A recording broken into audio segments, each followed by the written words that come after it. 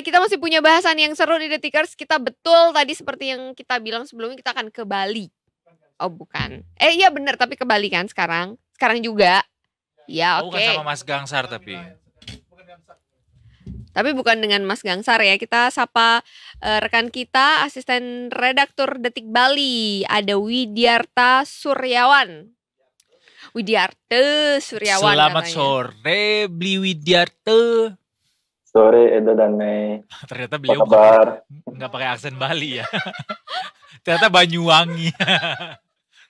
Tapi Mas Widyarta Suryawan orang Bali asli atau dari mana Mas? Ya, asli Bali. Asli Bali. Berarti Asli panggilannya Bali. apa? Panggilannya apa? Surya. Arte gitu? Surya panggilannya biasanya. Oh Surya, iya nggak ada. Surya. Enggak lah, masa jadi Surya? Ngaco Mas Yansa. Kenapa jadi balik ke Orde Lama kita ya pakai A jadi E. Panggilannya Surya aja gitu. Tapi kalau biasanya di kantor kami, karena di Bali kan ya beli Surya.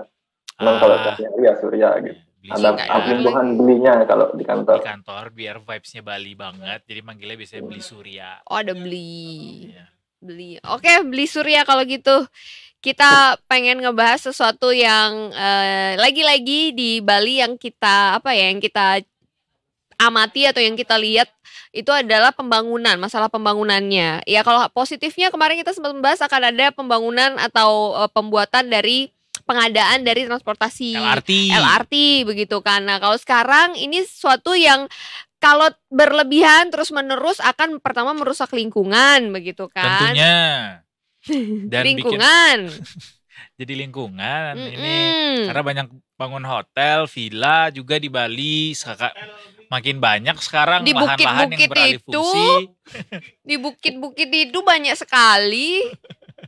Aduh jadi pengen ke Bali kalau dengar kayak gini. Ih bosen naik ke Bali terus. Ini saya udah 2 tahun gak ke Bali. Jangan ke Bali-Bali terus. Medan kau pergi sana. Medan tiap tahun aku pergi ke Medan. Mas Surya, apa ini berdua? Ini program apa sih sebenarnya? Tapi benar, Beli Surya, kalau kita lihat di media sosial juga ada video-video yang menunjukkan bahkan ada bule yang nangis katanya memang dia soalnya born and raised-nya di Bali, cuma ya mukanya bule karena turunan juga. Jadi dia nangis karena ngelihat makin gitu. Banyak bangunan tadinya ini adalah lahan sawah, lahan tempat bermain, sekarang udah jadi hotel, villa gitu. Emang semasif itu sekarang pembangunan properti di Bali, di Pulau Dewata, Beli Surya?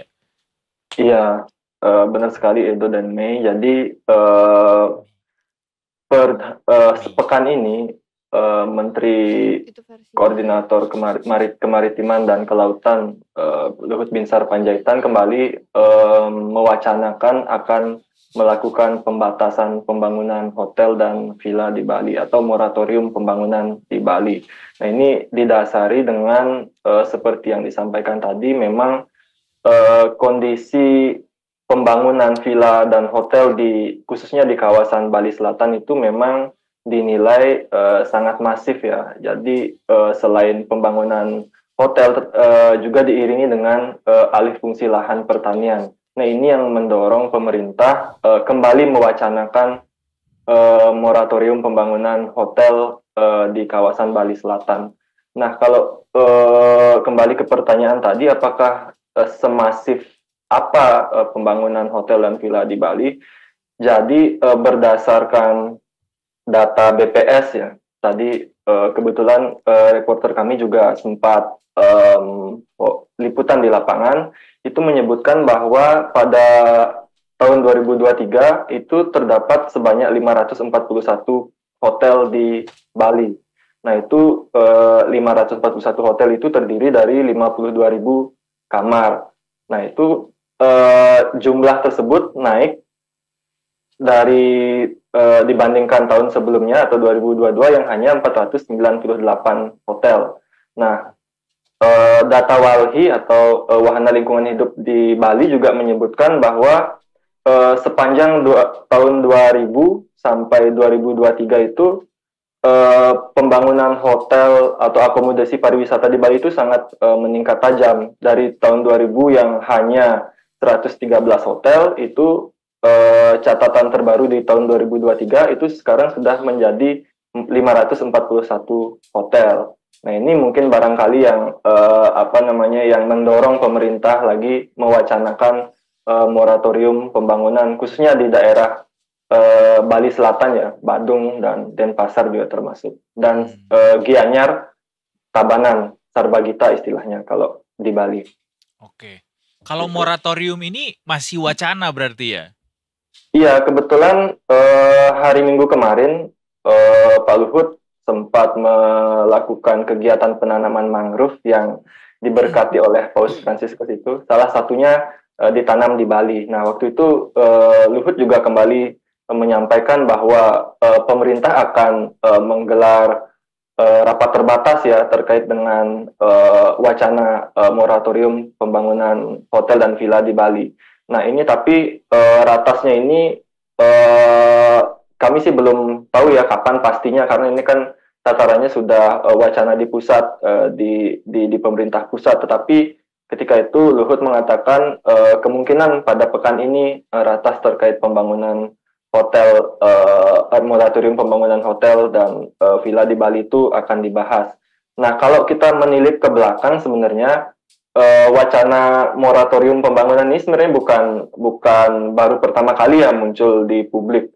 Jauh sebelum itu pada era Gubernur Bali Made Mangkupastike pada tahun 2010 itu juga sudah menerbitkan kebijakan untuk moratorium pembangunan di kawasan Bali Selatan. Nah, tetapi kebijakan itu agak kontraproduktif begitu, karena setahun kemudian setelah kebijakan moratorium itu diumumkan, muncul tahun 2011 itu muncul ada yang namanya proyek Bali International Park yang akan dibangun di kawasan Jimbaran, masih di Bali Selatan. Nah, itu pembangunan BIP ini ketika itu untuk memfasilitasi menambah fasilitas pariwisata, karena pada tahun 2013 atau 2 tahun setelahnya itu akan ada pertemuan APEC di Bali. Nah, itu juga menjadi pro kontra, karena di satu sisi pemerintah mewacanakan moratorium pembangunan, tetapi pemerintah juga yang menginisiasi untuk membangun proyek BIP di Jimbaran itu. Nah, itu waktu itu juga sempat mendapat penolakan dari aktivis lingkungan di Bali, dari kelompok kepentingan di Bali untuk pemerintah agar konsisten dengan kebijakannya. Nah, belum selesai proyek BIP itu pada tahun 2014, pemerintah pusat dalam hari ini Presiden SBY ya ketika itu menerbitkan Perpres yang ditengarai itu menjadi salah satu pintu masuk untuk reklamasi Teluk Benoa. Nah, reklamasi Teluk Benoa ini awalnya sebenarnya Teluk Benoa itu kan kalau Perpres yang sebelumnya itu status kawasan Teluk Benoa itu masih kawasan konservasi. Tetapi ketika Perpres 2014 ini diterbitkan, itu status Teluk Benoa itu menjadi kawasan strategis perkotaan. Nah, ini yang juga mendapat penolakan dari masyarakat Bali ketika itu karena nggak sinkron gitu dengan antara kebijakan untuk memoratorium pembangunan, tetapi akan ada mega proyek reklamasi Teluk Benoa. Nah, tapi karena masifnya penolakan dari masyarakat Bali, waktu itu juga ada para musisi dan seniman di Bali juga ikut turun menyuarakan penolakan. Itu pada akhirnya sampai sekarang belum terjadi untuk di Teluk Benoanya. Nah, 2 tahun kemudian setelah itu tahun 2016 moratorium itu dicabut akhirnya sama pemerintah. Artinya, nah ini kembali lagi penolakan terhadap reklamasi Teluk Benoa itu semakin masif karena pencabutan moratorium itu ditengarai semakin membuat atau memuluskan proyek reklamasi Teluk Benoa. Pada akhirnya tahun 2018 izin lokasi reklamasi itu seharusnya terbit, tetapi karena masif ya pergerakan masyarakat Bali ketika itu juga desa adat turun, kemudian aktivis musisi dan seniman itu juga kompak ketika itu. Hampir setiap pekan waktu itu mereka menyuarakan penolakan. Jadi pada akhirnya sampai tahun 2018 itu belum terjadi reklamasi untuk di Teluk Benoa.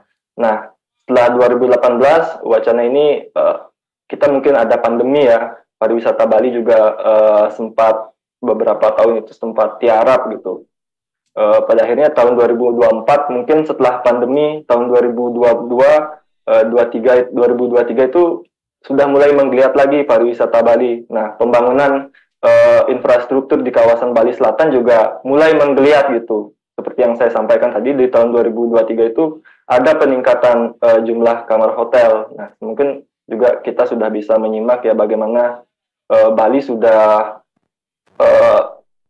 recovery-nya cukup cepat ya dengan apa namanya setelah pandemi itu. Kalau di target tahun 2024 ini kan target kunjungan wisatawan mancanegara ke Bali itu sampai 7 juta. Nah, kalau sepanjang tahun 2023 itu jumlah turis asing ke Bali itu sampai 5,2 juta. Jadi setiap tahun itu ada peningkatan kunjungan wisatawan dan juga ada peningkatan target gitu.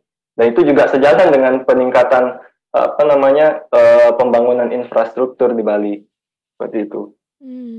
Oke, ini artinya berpengaruh juga ke ekonomi masyarakat di Bali ya. Ini apakah masyarakat dari pelaku industri sendiri sudah ada punya tanggapan atau komentar terkait hal ini?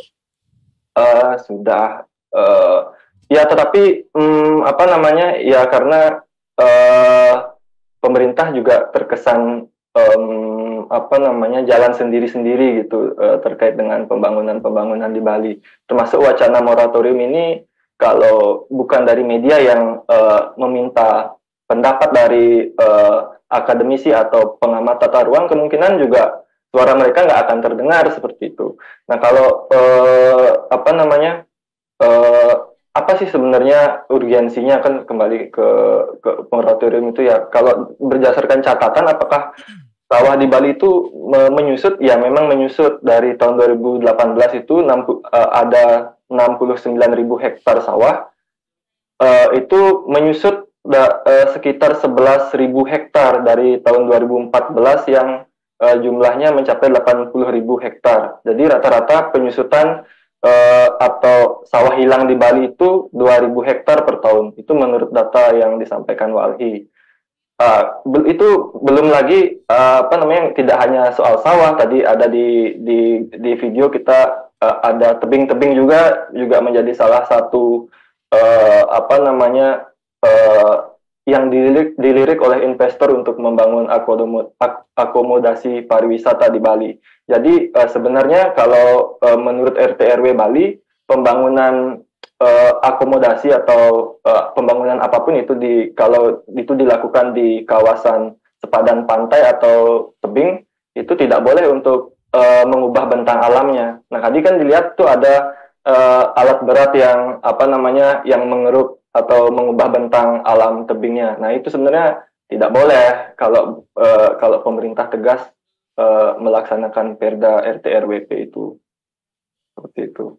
Oke, baiklah. Kalau misalnya dari Pemda udah ada respons belum, Mas, soal wacana yang dikeluarkan sama Pak Luhut ini kembali bahwa moratorium akan dilakukan. Kabarnya mau sampai 10 tahun kan? Ya. Sementara ya aturan ini ada izin mendirikan bangunan ini kan juga dikeluarkan oleh Pemda begitu. Ada pembelaan kah dari Pemda terkait maraknya pembangunan ini? Kalau dari PJ Gubernur Bali ya, pekan lalu itu mengatakan bahwa pemerintah Provinsi Bali juga sebenarnya sudah bersurat ke pemerintah pusat untuk menata ya perizinan pembangunan akomodasi pariwisata di kawasan Sarbagita atau Denpasar, Badung, Tabanan, dan Gianyar tadi. Nah, ini pada dasarnya sih kalau yang disampaikan Pak PJ Gubernur itu memang beliau mendukung gitu untuk wacana moratorium pembangunan wilayah Bali Selatan. Cuma ya memang belum ada kepastian ya, karena rakornya juga rapat terbatasnya juga belum dilaksanakan, dan juga apa-apa saja poin-poin dari moratorium itu juga belum jelas. Kemudian berapa lama moratorium itu diterapkan juga belum jelas. Tetapi PHRI atau Perhimpunan Pariwisata dan Perhimpunan Hotel dan Restoran di Bali atau PHRI Bali itu meminta pemerintah untuk mengkaji lagi moratorium pembangunan ini, karena alasan mereka target wisatawan asing ke Bali itu setiap tahun naik kok. Nah, dan itu juga nggak bisa menyalahkan pembangunan yang bertambah, karena alasan mereka itu moratorium seharusnya dilakukan apabila jumlah kamar hotel di Bali itu oversupply. Jadi mereka merasa pemerintah harus membuat hitung-hitungan yang matang sebelum menerapkan moratorium ini gitu. Jangan sampai malah salah langkah gitu ya. Sebenarnya bukan moratorium tapi lebih ke pengelolaan atau bagaimana mencari keseimbangan begitu antara pembangunan dengan ekonomi masyarakat lokal, juga dengan ikut lingkungan juga maju dengan lingkungan tentunya. Iya, karena kan masih ya. Iya boleh, apalagi ada yang mau ditambahkan kembali? Iya, karena kan pemerintah Provinsi Bali sebenarnya ingin agar kue pariwisata itu tidak hanya dinikmati di kawasan Bali Selatan, Badung, Denpasar itu, dan Gianyar Tabanan, tetapi juga wilayah Buleleng, kemudian di Karangasem, Bangli, dan di luar kawasan Bali Selatan itu juga kecipratan gitu. Sebenarnya keinginan pemerintah itu seperti itu, cuman kan sekarang agak kontraproduktif ya, pembangunan LRT itu dilaksanakan di kawasan yang memang padat penduduk, tetapi kan untuk mendistribusikan wisatawan ke luar daerah itu kan belum terkoneksi dengan infrastrukturnya belum matang gitu. Nah, menurut saya ya ini memang saatnya pemerintah tidak jalan sendiri-sendiri ya, tetapi juga mengakomodasi aspirasi dari akademisi, kemudian dari kelompok kepentingan seperti LSM, pemerhati lingkungan, itu agar memang Bali yang kecil ini dikelola dengan matang gitu. Jangan sampai membuat pembangunan di mana-mana nanti pada akhirnya memindahkan masalah yang dari Bali Selatan ternyata dipindahkan ke Bali Timur, dipindahkan ke Bali Barat, dipindahkan ke Bali Utara seperti itu. Ya. Sepakat sekali. Suara langsung dari anak asli Bali ya. AAB. Anak asli Bali, bukan Akamsi lagi ya. AAPW? Anak asli Pulau Dewata, APD dong jadinya ya. Oke, terima kasih Widyarta Suryawan ya, sudah dari Detik Bali sudah berbagi sama kita di sini tentang sebenarnya keadaan di Bali kayak gimana. Memang ironis banget kalau kita lihat ya, bahkan ada orang asing begitu yang juga menyayangkan kondisi di Bali ya. Terima kasih Bli Surya. Terima kasih. Kita nantikan update terkininya selanjutnya dari Detik Bali soal rencana moratorium ini. Yes. Ya. Terima kasih.